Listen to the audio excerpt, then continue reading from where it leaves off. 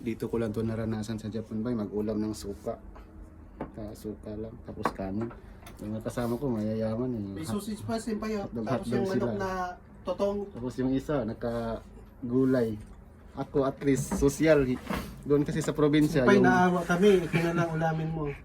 target ko, hindi na tinatarget, tinitinidor na at least social.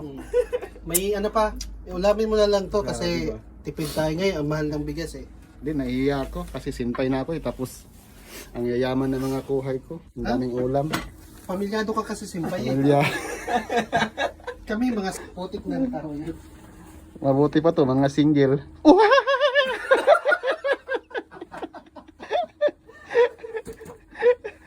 Subukan mo daw si Itsoy.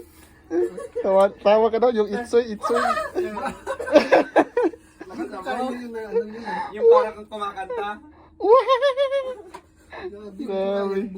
Ito, ulam ni Aris, naka-wings. Tapos mayroon siyang sausage. Ako saging lang at saka suka. Nung nakarang araw, nagmanok ako sabaw. Pero naubos na, wala na. Malapit na kasing 10. Tipid-tipid mo na, Senpai. Tipid mo na, maraming anak eh.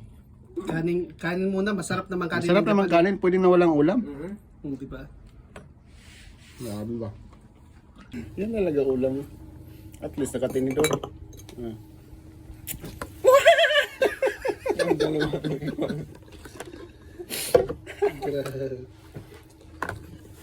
Grabe, ang yayaman nyo pala. Din yung naranasan ganyang ulam.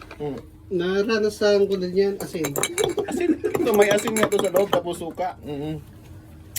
At least, tinidor yung gamit ko, hindi kamay. Social pa rin.